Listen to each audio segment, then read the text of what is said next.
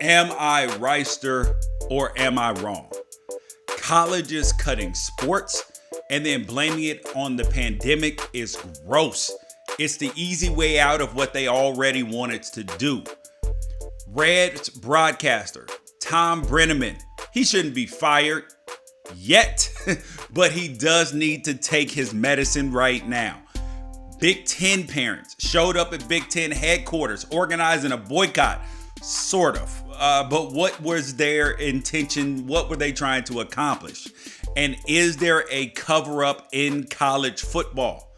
And also, what was the greatest pain as a child? You guys, I'm probably Wrighster, but if not, leave a comment. We are going to start today. Bunch of colleges. A couple already, but there's going to be a bunch of colleges who are going to be announcing cuts of multiple sports. No, they're not going to cut basketball or football or baseball or anything like that. They are going to cut Olympic sports. This includes things like what went on at Stanford, where they cut field hockey, men's and women's fencing, rowing, men's rowing, co-ed sailing, squash, synchronized swimming, men's volleyball, and wrestling. Those are the things that they cut. And in Iowa just announced that they were going to discontinue 4 sports after the 2021 season, including men's gymnastics, men's and women's swimming and diving, and men's tennis. This is disgusting and disgraceful. It's the easy way out of what they already wanted to do. Because colleges, their athletic departments have been living on credit. They're living hand to mouth, paycheck to paycheck, despite having huge, enormous sometimes hundreds of millions of dollars of budgets per year. The fact that they may not be able to survive one season without money and saying that we need to make all these drastic cuts everywhere highlights a major problem. Coronavirus has highlighted that, and they're trying to blame it on coronavirus. But in reality, they had already built a house of cards, and now it's crumbling down. The fact that you can have programs that bring in at least $100 million, some of them $200 million in revenue each and every year, but have no or very little saved for a rainy day is irresponsible. If you did that in your own personal finance, people would say you get what you get. Don't try to blame anybody else for it. That's what schools have done. They have built their economies with the assumption that unpaid labor will provide them infinite cash flows, that this system will go on forever. The actual college in and of itself has done the exact same thing. They've said these government loans that they'll never end, that people will keep signing up to rack up all this debt. And now it's crumbling. It's coming crashing down right before their eyes. Because student loans and people's willingness to get them and be crippled in debt is changing. And the idea that athletes would continue to sign up for this system without demanding change, that they would just lose legal fight after legal fight until it eventually crumbled. Yep, that's not happening. And that's why you've had the Pac-12 players united. The Big Ten players have said that they've wanted things, and they've wanted representation, which means a code name for they want money. Because if they have representation in terms of a union, then they can demand a share of either revenue, name, image, and likeness rights. They can negotiate for video games, anything like that. Because it's an inherent problem when you have colleges who have billions of dollars in their endowment. I mean, up to, Stanford's got like $27-30 billion in its endowment. But then their athletic departments are cash poor. The system is busted. I know the endowment money is earmarked for different things, but just take it into example. If you're bringing in hundreds of millions of dollars, and the way the budgets work is they just want to spend every single dollar The way then they can protect amateurism and say, look, there's no money here. We built a new slide. We refurbished the locker room, even though we did it 2 years ago. They do not want any money to be left. That way next year they have more money to spend. But that is fiscally irresponsible. But it goes into the code of protecting amateurism, which is the biggest thing. And that is what has made college sports coming back so untenable. That's why you're going to have the ACC, Big 12, and the SEC all probably shut down. If they get one game in, in college football, I will be surprised, more than surprised. I will be absolutely floored. Because with no representation, well, they have said that they have worked in secrecy. They have not given the players an opportunity to generate any money, and they have not given them an opportunity to negotiate about their safety. That is the problem. But we're going to get into more of college football in just a few minutes. On to Thom Brennaman, the long-term Reds and Fox Sports broadcaster Thom Brennaman. He was suspended by the team on Wednesday for uttering a homophobic slur as he was on air. Mind you, I don't think he knew he was on air because it was a hot mic situation. And he came out and apologized. He apologized during the broadcast, after everything. He was contrite. It was a solid apology. He probably should have named the offended party, the LGBTQ community, before he named Fox and everybody else who signs his checks. He should have named them first. But aside from that, he owned it.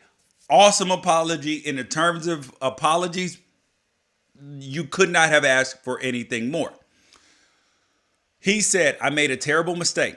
To the LGBTQ community and to all those that I have hurt or offended, from the bottom of my heart, I'm truly sorry. I respectfully ask for your grace and forgiveness. So the question is, should he be fired? Cancel culture will tell you, absolutely fire him, exile him. He should never work again. But that's the expectation of perfection, right? And at this point, I say no, the man should not be fired yet. There is a difference. I want to quickly divert for a second. I believe that there is a difference between people who are racist, homophobic, any other ish that you want. And there is a difference between them and people who use their words callously and carelessly because they've had a refusal to change to the world around them. They're like, oh, the world's changing. I can still do these things because I don't hate these people. Well, you don't have to hate them, but you can be in a position where you are doing something that is offensive to other people. That is warranted. Mind you, there are situations where people are way too sensitive about things. But you have to be willing to change at this point in time. Well, at every point in time, you had to change something. But at this point in time, this is something that is not going to be tolerated and should not be tolerated at all. But the answer is not just canceling Thom Brennaman. It's not firing Thom Brennaman.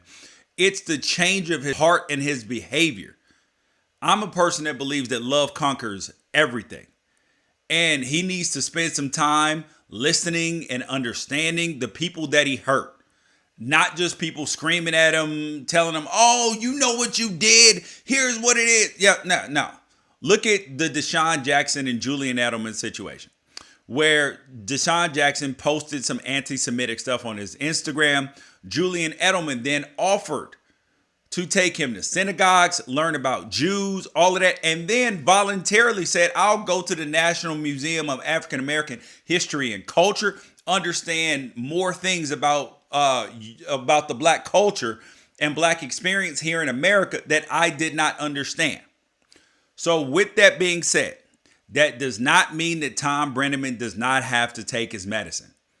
You just don't get to walk back in the next day like nothing happened. It doesn't work like that. There are consequences. Just because you get forgiveness doesn't mean that you are immune to consequences.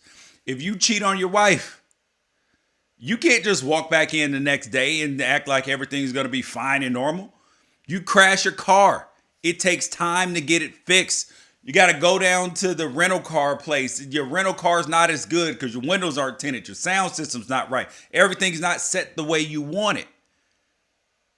And you have to, and Thom Brennaman is going to have to understand, and so does everybody else, that if Fox doesn't want him back right now, if they're going to send him down to the minor leagues for a bit, allow him to get himself together, yeah, there is a path to redemption back.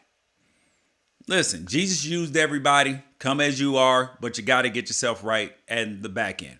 But that leads me to this.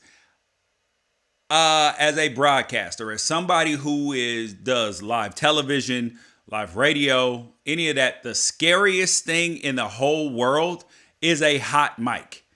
You not knowing that because somebody clicked a button somewhere on accident or didn't click a button on accident, that what you're saying privately between whoever that you're in studio with is being broadcast over the radio.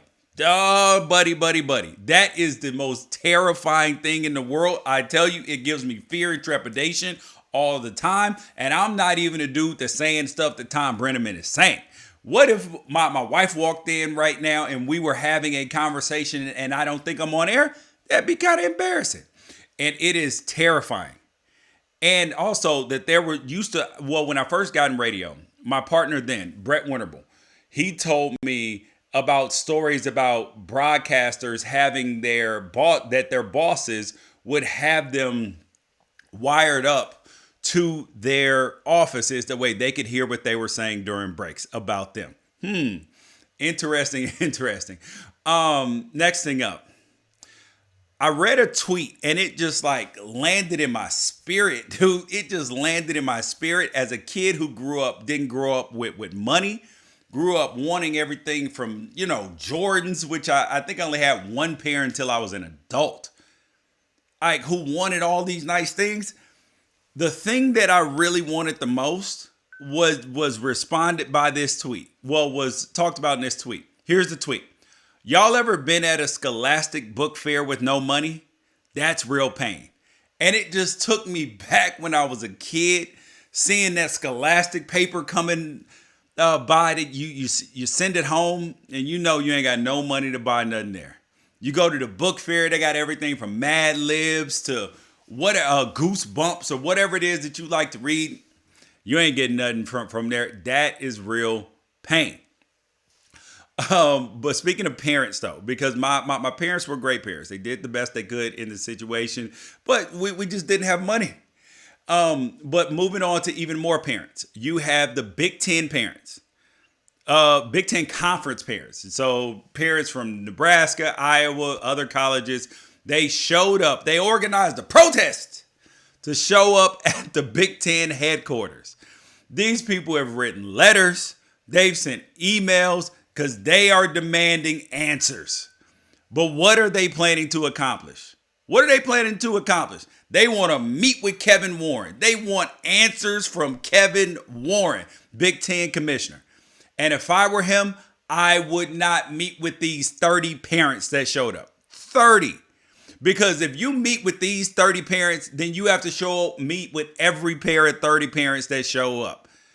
I mean, he already put out another statement about why the Big Ten shut down, released more information, which he said he should have done in the beginning.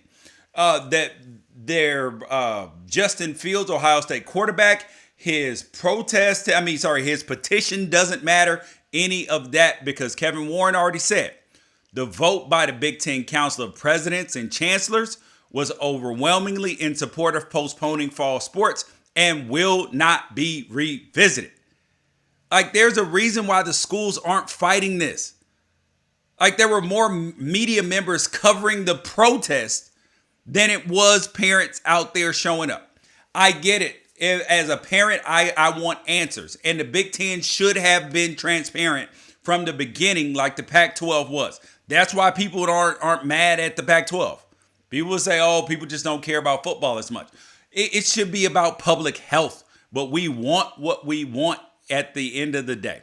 But Kevin Warren is a black man. And I am wondering this because people say, "Oh, George, you're pulling the race card, this or that." Okay, but hear me out for a minute. It's a legitimate question. Do you think that Kevin Warren being black has any influence on how people see this situation? Because I do believe that most people are well-intentioned in this situation, that they want to see the right thing done, that they want to know why their kid can't play while other conferences are playing. Cool, makes sense. But I do think that there is a portion of that Big Ten country, those Big Ten fans, that don't like a black man in charge, first thing, and then a black man telling them that they can't do what they really want to do. And mind you, he's just a face. He didn't vote. The presidents and the chancellors voted. But it is something uncomfortable about a black man telling them what to do. That's just a fact. So think about that for a second, because I do believe that that plays a factor in how big the revolt has been by some of these Big Ten fans and by some of the parents. Yes, I know some of the parents that showed up were black. I saw a black man in the picture. That goes into the people who are well-intentioned and just want answers. But I do believe that his skin color and his race do play a factor in how people are taking this news. But that's what's wrong with college sports, though. They weren't transparent because they are protecting amateurism. They're used to just telling everybody what to do and nobody being bothered to step up and fight what they're saying, which I do agree with the parents on. Transparency is king. And that's why I have already said that that's part of the reason why college sports aren't back in my 5-point plan. The players need an association or a union because they need representation. And that's why the leagues are not back. If they had established safety and health protocols, testing, compensation plan if somebody gets injured, sick, or anything like that, upfront about eligibility, medical expenses, what happens if you opt out, transfers, when and under what scenarios the season would or would not be canceled, they would play. That's why the MLB, the NFL may be back, and the NBA is out there playing, because all these things were talked about and transparent up front. That's the problem. Too many cooks in the kitchen. And here's my parting shot for the day. Is there a college football cover-up? So Alicia Jessup tweeted out that another NCAA athlete has been diagnosed with myocarditis after he had COVID-19, bringing the total up. So you've already had the Big Ten say that they've had almost a dozen cases, and about myocarditis that it may range from complete recovery to end-stage heart failure, and is responsible for 5 to 20% of sudden deaths in young athletes. That's kids. It starts around 15, 16 years old. When they fall out, that's usually why. Enlarged heart and all that. And the only way to diagnose it is with an echocardiogram. Those are expensive, which is a heart ultrasound. They are expensive, and they usually don't even get done until a negative event happens to a kid. So all of these kids who have had COVID would need echocardiograms. And that's the problem with college sports. They're not as relatively available as they are in pro sports because they're so expensive. And then trickle down to high school sports. How does that work? So is there a cover-up? Because I've heard from a few players that they're wondering what is going on at their school. And that makes me wonder, will the schools be transparent about these numbers, even though it may cause a season delay? Florida State players speaking out, Colorado State, North Carolina shut down, Notre Dame online classes, Michigan State on online classes. There's a reason why they are doing this. Something is up, and I'm wondering, is there a cover-up? Am I Wrighster or am I wrong? Catch you on Monday.